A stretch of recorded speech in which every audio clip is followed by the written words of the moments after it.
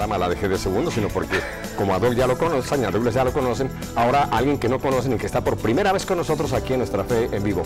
Marta María, bienvenida a Nuestra Fe en Vivo. Muchas gracias por la invitación. Es una gran bendición estar compartiendo con usted, con Doug y con todos los que nos ven y nos escuchan a través de ewtn y por supuesto Radio Católica Mundial. Ahora tenemos aquí la nueva y más fresca adquisición de ewtn. Esta guatemaltequita, Marta María, un solo nombre junto, Morales. Marta María, ¿cómo es que tú estás ahora aquí? Bueno, vamos a empezar. Tú naciste en Guatemala, vamos por ahí. Nací en San Diego, California. ¿Qué estudiaste en Guatemala? Estudié bachillerato en Ciencias de la Comunicación y luego en la Universidad de San Carlos de Guatemala, Publicidad y Locución. O sea, en los medios de comunicación. En los medios de comunicación. Empecé trabajando, yo me gradué, digamos, el 17 de octubre y el 18 de octubre el Señor me proveyó de trabajo en el canal de televisión que hay en Guatemala. Ajá. Fue graduándome y trabajando. Así es. Ibas todavía con el birrete y la todo de la graduación. Ajá. Y empecé trabajando en el canal de televisión, luego pasé ahí como 5 años.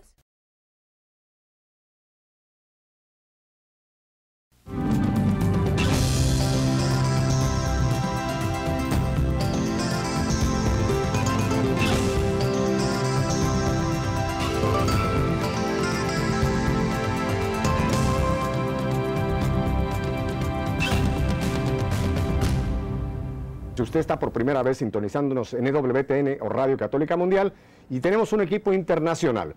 Tenemos aquí representada a Guatemala con Marta María Morales. Marta Morales, bienvenida, Marta. Muchas gracias, buenas tardes en todo el continente americano y buenas noches allá en España, donde también nos escuchan y nos ven a través de ewtn y Radio Católica Mundial.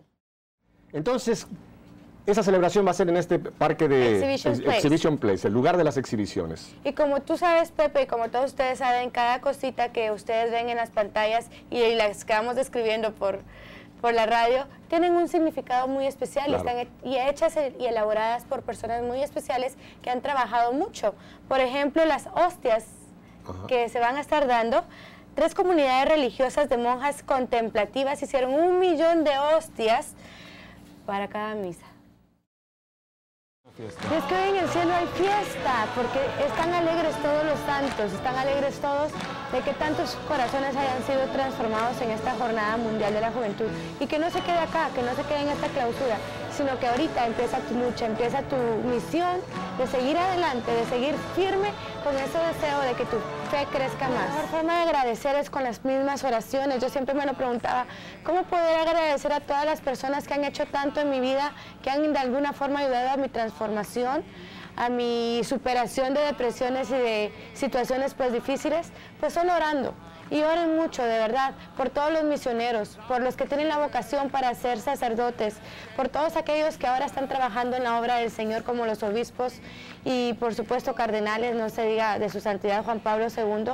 Oren por todos aquellos que aún no tienen la luz de la palabra. Y ahora, por estos jóvenes que regresan a sus países, esparciendo la sal y la luz, para que esa sal y luz pues permanezca y siga en los corazones de quienes la reciban. Pero les quiero decir que en Guatemala en este momento se están preparando con varias alfombras, no solo con las alfombras de acerrín, ¿verdad? Y ojalá no les esté lloviendo para que no se les estropeen. Pero se preparan con la alegría de corazones abiertos para recibir a su santidad y juntos celebrar la elevada a los cielos del hermano Pedro de San José de Betancur, que como peregrino llegó a Guatemala desde las Islas Canarias y otros países de Centroamérica para ayudar a los jóvenes enfermos y a aquellas personas que no sabían leer y escribir, pues les alfabetizó. But we've got some guests here too. They're actually frequent customers to the coffee house here. We have Elizabeth and Martha Marie who came and joined us. You guys are kind of at the local level here.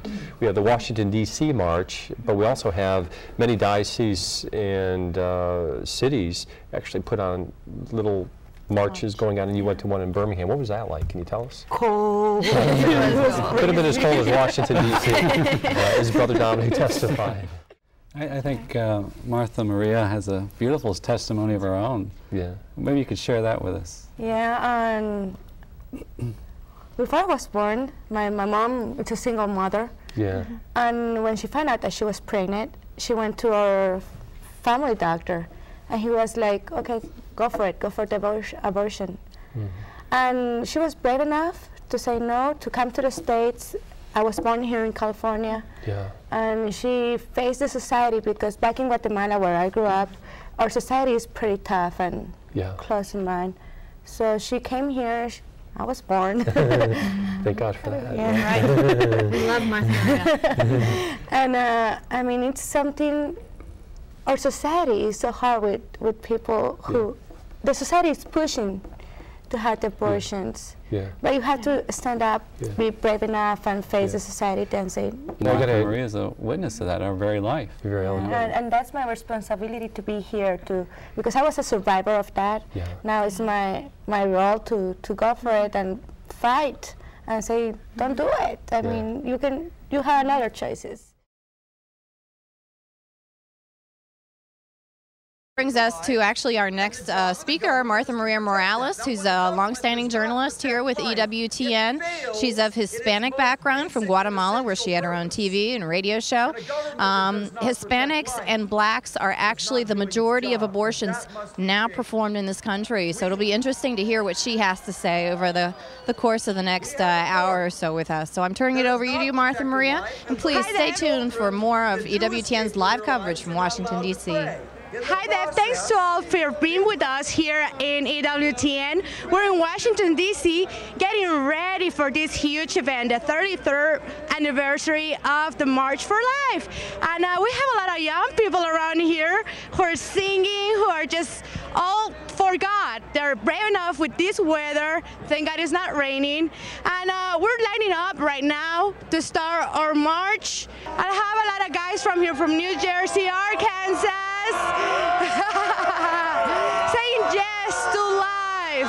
Thanks for being here. We have some friends. We have Steve Motil. How you doing? How are you? Hey, Dennis. So how's your experience being here with these people? It has been tremendous. We have 40 people up here from Espiritu Santo Catholic Church in Safety Harbor, Florida, and these kids have been awesome. They are here to stand up for those who can't stand up for themselves. They have earned their way. They have earned their way and worked and prayed their way all the way to Washington, and it's been awesome. Incredible. Tell us about what are you going to take back home? How is it going to affect your life back home? It has completely reaffirmed our belief in the sanctity of life from the womb to the tomb, and we're going to go back and we're going to spread the culture of life till our last breath. We're streaming live for all our friends listening in Sirius Satellite Radio and EWTN Radio. I have a friend here, Chris from New York. Tell us about your movement. Well, I represent one of the largest crisis pregnancy center organizations in America, in New York City, Expectant Mother Care. And this body of over 150,000 people here, they're very much in solidarity with expectant mothers who are in a crisis pregnancy. It must be made clear that while this group of people here condemn abortion and are very much opposed to it, we're very much for expectant mothers and fathers in trouble who are considering an abortion. And this is not your first time here, right? I've been marching since 1980. Back to Martha Maria. She is a radio and TV host in Guatemala, Central America. Back to you, Martha Maria. Well, if you're wondering what can you do to make the difference, to say yes to life, I can say start praying. We're here with some locals, some Dominican brothers. Tell us about where you're from and where you're located at. Well, we live at the Dominican House of Studies in Washington, D.C., up across the street from the National Shrine where we had the Mass for Life last night.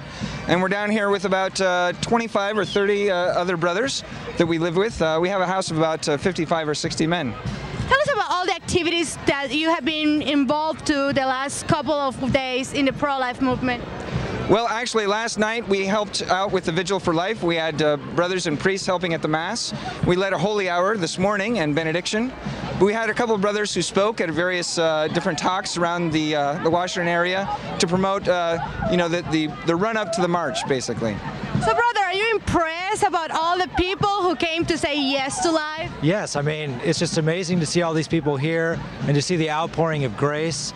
Last night's Mass and today is just a sign to me that Christ is at work in the world and building a culture of life. Before I say goodbye, I want to say thank you to all the sisters and religious around the world who has been keeping us in their prayers.